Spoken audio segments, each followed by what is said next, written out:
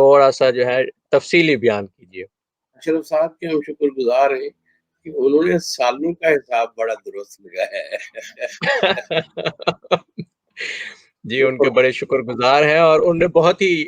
یعنی لطیف پیرائے میں ایک عام ذہنیت جو ہے اس کی عکاسی کی ہے جو ہمارے سماج میں دیکھنے میں آتی ہے۔ اصل میں اس میں گزارش یہ ہے کہ انسان ہونا جس چیز کا نام ہے وہ تبدیل نہیں ہوتی، یعنی زمان و مکان کے ساتھ انسان ہونا جس معنویت کا حامل ہے وہ تبدیل نہیں ہوتی۔ ہماری گزارش یہ ہے کہ حضور علیہ الصلوۃ والسلام جس ہدایت کے ساتھ مبعوث ہوئے ہیں وہ لازمانی ہے اور لامکانی ہے۔ اس کا مخاطب انسان ہے، وہ انسان جو اس عرض پر زندگی گزارے گا۔ وہ حضور علیہ الصلوۃ والسلام جس ہدایت کے ساتھ مبعوث ہوئے، اللہ تعالیٰ نے انہیں بھیجا رحمت للعالمین بنا کر، اس کا مخاطب جو ہے وہ انسان ہے جو اس روئے عرض پر زندگی گزارے گا اس کے خاتمے تلک۔ تو ہم یہ سمجھتے ہیں کہ 1442 ہو یا 1443 ہو یا 1000 سال ہو یا 2000 سال گزر جائیں، تو انسان ہونے کی بنیادی معنویت میں چونکہ کوئی تبدیلی متصور نہیں ہے، وہ کہ انسان ہونے کی معنویت کے مظاہر تاریخ میں بدلتے رہتے ہیں۔ تو اس صورتحال میں ہم یہ سمجھتے ہیں کہ اسلام جس ہدایت کو انسانیت پر پیش کرتا ہے وہ لازمانی ہے اور لامکانی ہے۔ اس میں انہوں نے دو زمانوں کے باہمی موازنے کی بات کی ہے، تو میرا خیال ہے سر میں آگے بڑھنے سے پہلے گزارش کروں گا کہ جو آپ نے بات فرمائی ہے کہ انسان جو ہے وہ تبدیل ہونے والی جو ہے نا وہ اقدار نہیں ہے، تو بحثیت انسان جو اس کو تھوڑا سا ایلیبوریٹ کیجئے کہ تو کہ عام ایک فہم یہ اس کو ایک جو اظہار ہے۔ میری عرض یہ ہے کہ فطرت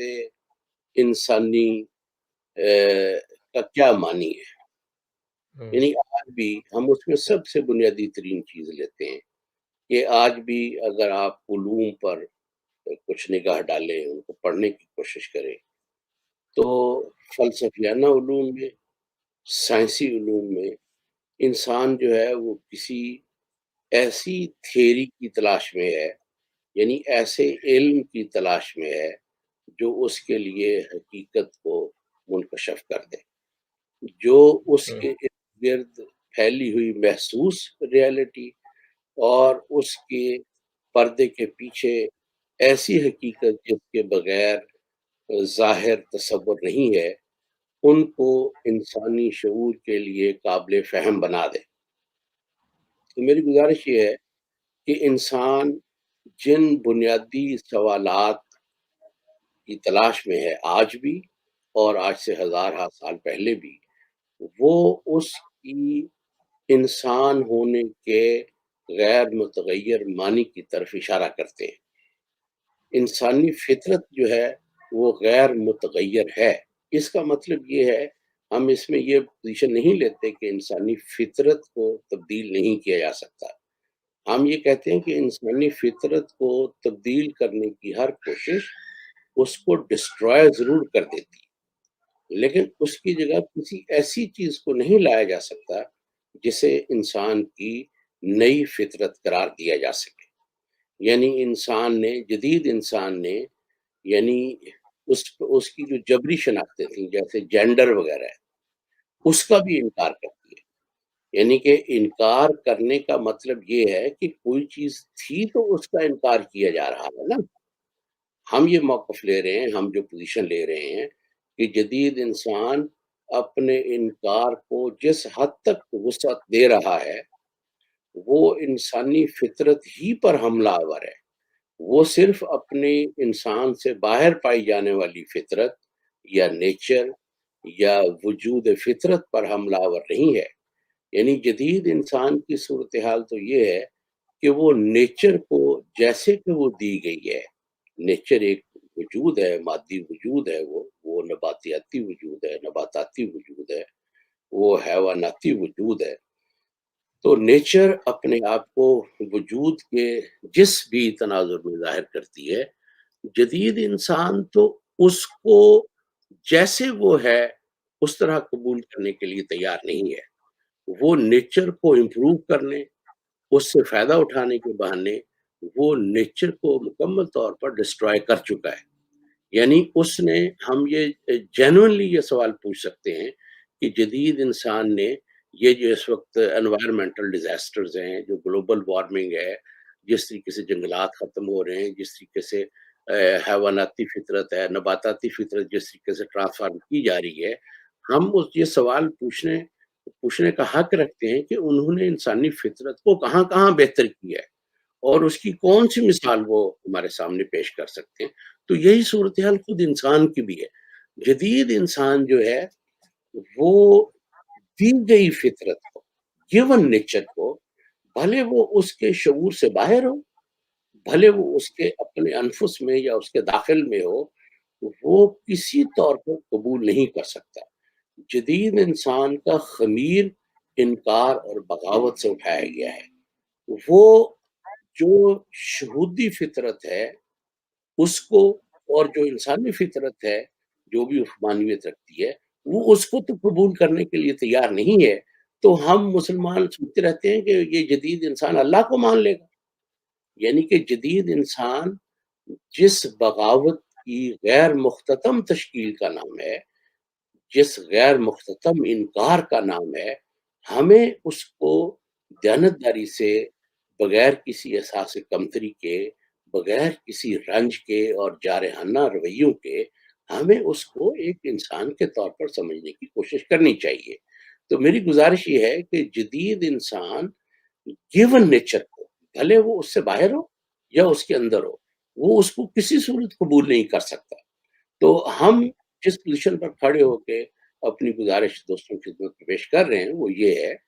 کہ ہم یہ سمجھتے ہیں کہ حضور علیہ الصلوۃ والسلام جس ہدایت کے ساتھ مبعوث ہوئے ہیں وہ لازمانی ہے۔ اور میں تو تھوڑا سا اس میں ایک زیادہ ریڈیکل ویو رکھتا ہوں کہ ایک ایسی دنیا میں جس میں انسان سے باہر جو نیچر ہے اور انسان کے اندر جو نیچر ہے وہ ڈسٹرائے کی جا رہی ہے، اس وقت ہدایت ہی وہ واحد سہارا ہے جس کے ذریعے سے ہم نہ صرف اپنی نیچر کو ری ڈسکور کر سکتے ہیں، اپنی نیچر پر بحالی کے خواب کو پورا کر سکتے ہیں، بلکہ اللہ کی ابدیت کی طرف بھی ہم پیش قدمی کر سکتے ہیں۔ اس وقت یعنی جدید انسان میں، انسان کے انفس میں اور آفاق میں نیچر پر جس تہذیبی حملے کا آغاز کیا ہوا ہے اور اس کے جو نتائج نکل رہے ہیں، اس فطرت تک واپسی کا واحد ذریعہ بھی جو ہے وہ صرف ہدایت ہی ہے۔ تو یعنی کہ اگر ہدایت کی اس معنویت کو بھی مسلمان سامنے لانے میں کامیاب ہو جائیں تو پھر ایک ایسے انسان کو جو ایک غیر جانبداری سے یا ایک ٹھنڈے دل سے چیزوں پر غور کرنے کی استعداد رکھتا ہے، اسے اندازہ ہوگا کہ حضور علیہ الصلوۃ والسلام کیسے رحمت للعالمین ہے۔ یعنی آج یہ الگ بات ہے کہ کون سا عمل اچھا ہے، کون سا راستہ اچھا ہے، قبلہ کیا ہے، میری آخرت کی دنیا کیسی ہوگی، کہ تھوڑی دیر کے لیے ہم ان سوالات کو نظر انداز بھی کر دیں تو یہ سوال کہ میں بطور انسان میری کیا فطرت ہے، اس فطرت تک رسائی کے امکانات بھی ہدایت ہی سے فراہم ہوں گے اور ہو رہے ہیں۔ اس کے علاوہ باقی جو وسائل ہیں وہ جدید انسان بہت تیزی سے ختم کرتا چلا جا رہا ہے۔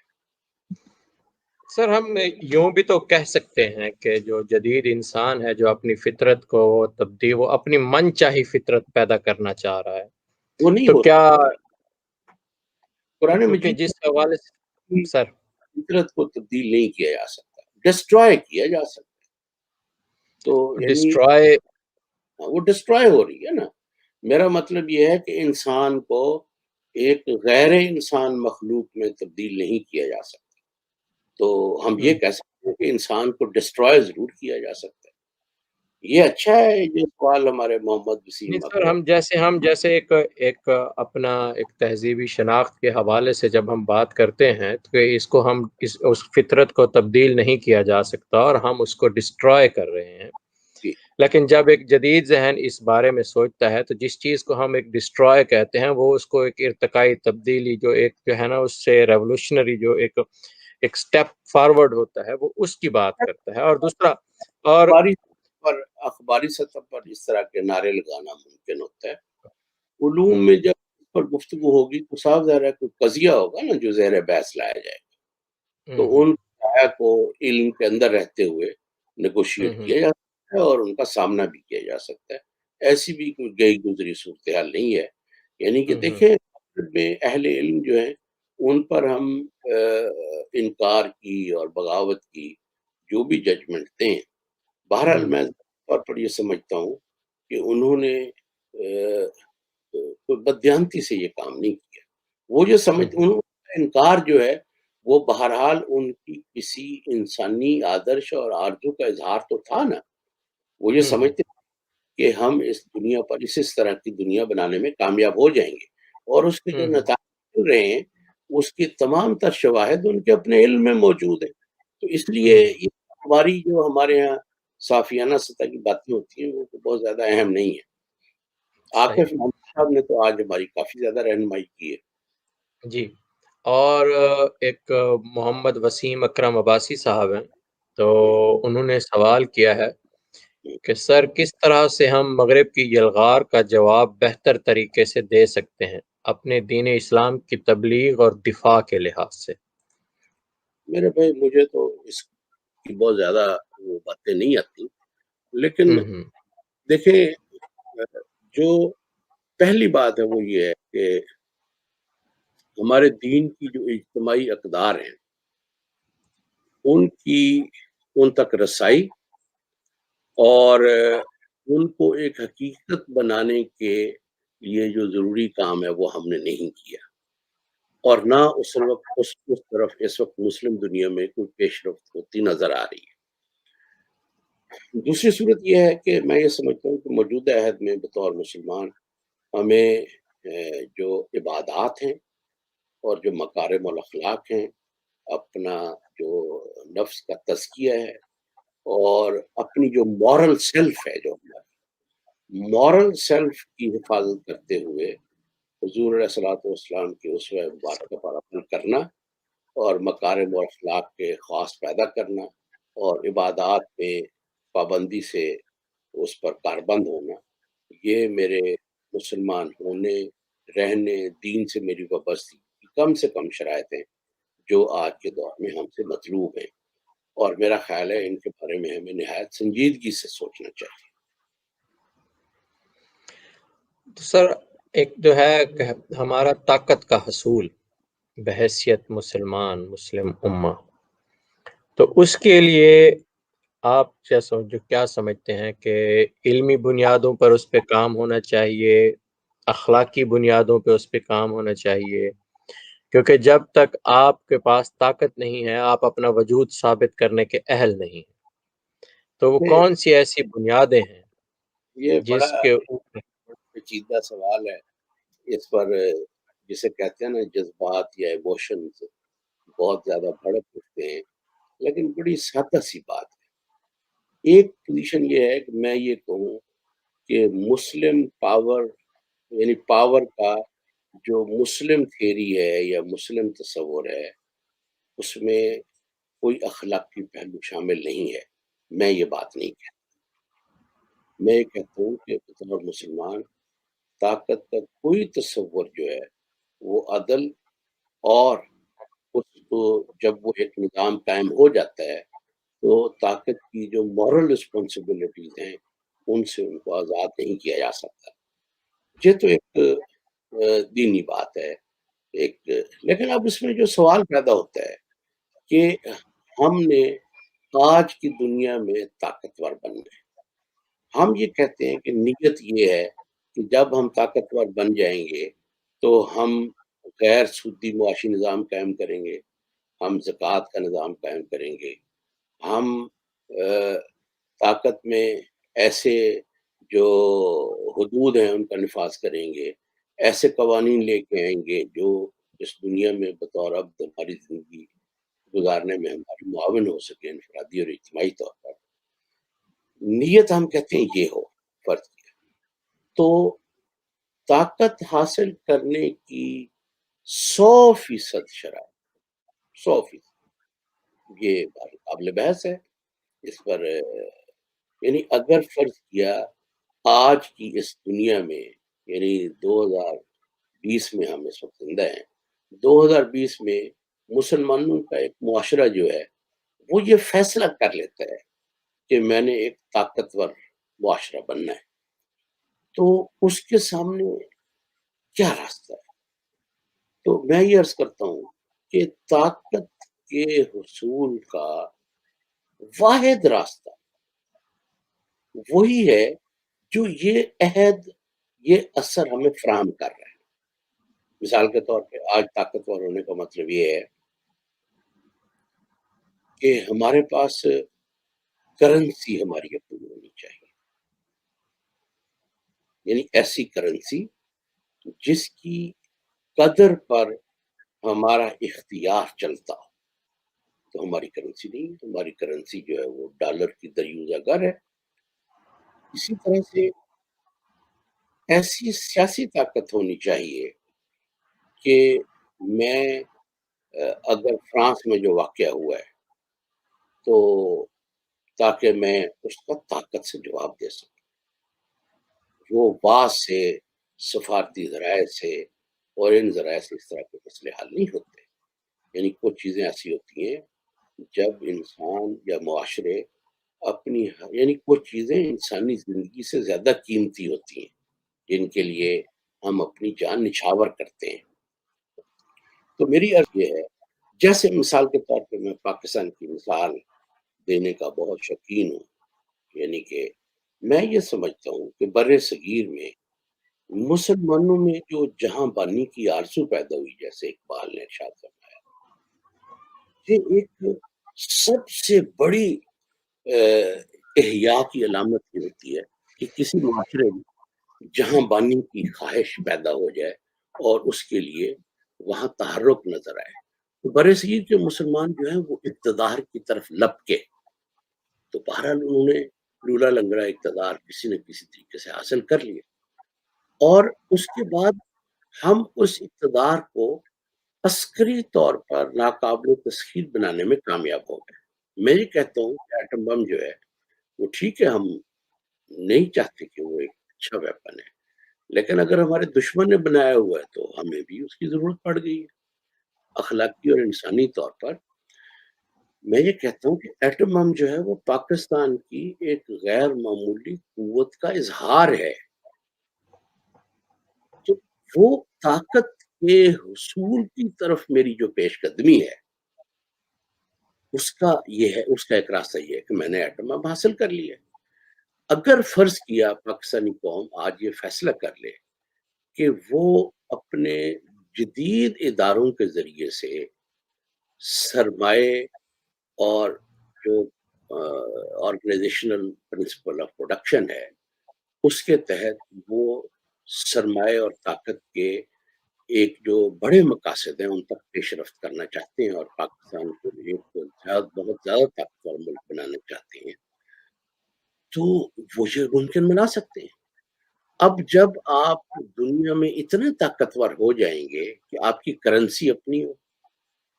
اس وقت دنیا میں ایک ملک ہے جس کی کرنسی ہے اور وہ امریکہ ہے، اگر ایسا آپ ممکن بنا دیں کہ آپ کی بھی کرنسی ہو تو پھر بھئی آپ معاشی نظام نافذ کر سکتے ہیں، زکوٰۃ کا نظام نافذ کر سکتے ہیں۔ اس سفر میں جو سب سے بڑا مسئلہ ہے وہ یہ ہے کہ اس سفر میں جو انسٹیٹیوشنل ہے، جو آرگنائزیشنل ہے، جو جدید دنیا کے فراہم کردہ وسائل پر منحصر ہے، اس کی جد و جہد میں شریک ہو کر ہم کتنے مسلمان رہ جائیں گے، اس میں یہ سوال اہم ہے۔ تو اسی کے لیے میں نے عرض کیا کہ اگر ہم عبادات کو لازم پکڑیں اور اپنی مورل سیلف کی نگہبانی کرنا سیکھ جائیں اور ہم سرمایہ اور طاقت کی جدید عہد میں جو جد و جہد ہے اس میں شریک ہو جائیں، اور جب ہم طاقت حاصل کر لیں گے تو پھر ہم ان اجتماعی اقدار کو بھی ایک حقیقت بنا سکتے ہیں جو ہمارے دین کا منشا ہے۔ ویسے فرضی باتیں کرنے سے طاقت حاصل نہیں ہوتی، جو چیزیں تلوار سے حاصل کی جاتی ہیں. حضور علیہ الصلوۃ والسلام کی علی میں پڑھ رہا تھا شہاب الدین عمر سہروردی علیہ رحمت کی یہ کتاب ہے، اس میں میں دیکھ رہا تھا. حضور نے ارشاد فرمایا کہ میرا رزق نیزے کے نیچے ہے. کیا مطلب ہے اس بات؟ یعنی اس وقت دنیا کی سب سے بڑی عسکری قوت جو ہے وہ امریکہ ہے. اس کا مطلب یہ ہے کہ حضور کا فرمان جو ہے وہ قانون نہیں ہے، وہ ایک دنیا کی فطرت بن گئی ہے. یعنی کمال یہ ہے، یعنی اب آج ہر کسی کا رزق نیزے کے تابع ہو گیا. حضور نے ارشاد فرمایا تو انسان کی یہ جو دنیا کی نیچر ہے وہ بھی تبدیل ہو گئی. تو میری عرض یہ ہے کہ عسکری قوت کا حصول یا طاقت کا حصول پیداواری ذرائع کے ذریعے سے جو اس دنیا میں جو وسائل ہمیں فراہم اس وقت مہیا ہیں ان کے بغیر تو ہم کوئی خواب نہیں دیکھ سکتے. اور اگر ہم طاقت کا حصول ممکن بنا لیں تو اس کے بعد ہم اپنی اجتماعی دینی اقدار کو بھی ایک حقیقت بنا سکتے ہیں. بہت شکریہ سر. تو کچھ دوستوں کے سوال آ رہے ہیں، تو میں آپ دوستوں سے عمر خطاب صاحب اور جوزف علی صاحب آپ سے گزارش کروں گا کہ اس بار ہمیں معذرت، اور آپ کے سوالوں کو ہم اگلے پروگرام میں انشاءاللہ پریورٹی پہ پہلے ڈسکشن میں رکھیں گے. اور یہ ہے کہ محمد عمر خطاب صاحب کا جو سوال ہے نا طاقت کے حصول والا سوال کی وجہ سے جوہر صاحب سے گزارش ہے کہ کچھ سوالات رہا. یعنی ایک فرد ذاتی طور پر متفق ہے، میرا خیال ہے عمر خطاب صاحب نے بہت اہم سوالات اٹھائے ہیں. میری جی سر، ہم اسی کیونکہ وقت کی وجہ سے اگلی دفعہ عمر صاحب کی گفتگو سے ہم اپنی بات شروع کریں گے انشاءاللہ تعالی. اور میں ان تمام سوالات کو اپنے پاس نوٹ کر کے رکھوں گا، اور ہم انہی سوالات سے رانا عمر فاروق صاحب ہیں، انہوں نے بھی سعودی عرب سے ایک سوال کیا ہے، بہت ہی جہاں دیدہ شخصیت ہیں، تو میں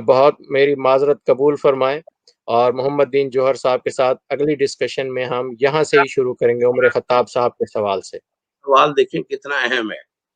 میرا خیال سے اگلی دفعہ گفتگو کا آغاز انشاءاللہ اسی سے شروع کریں گے. بہت شکریہ سر.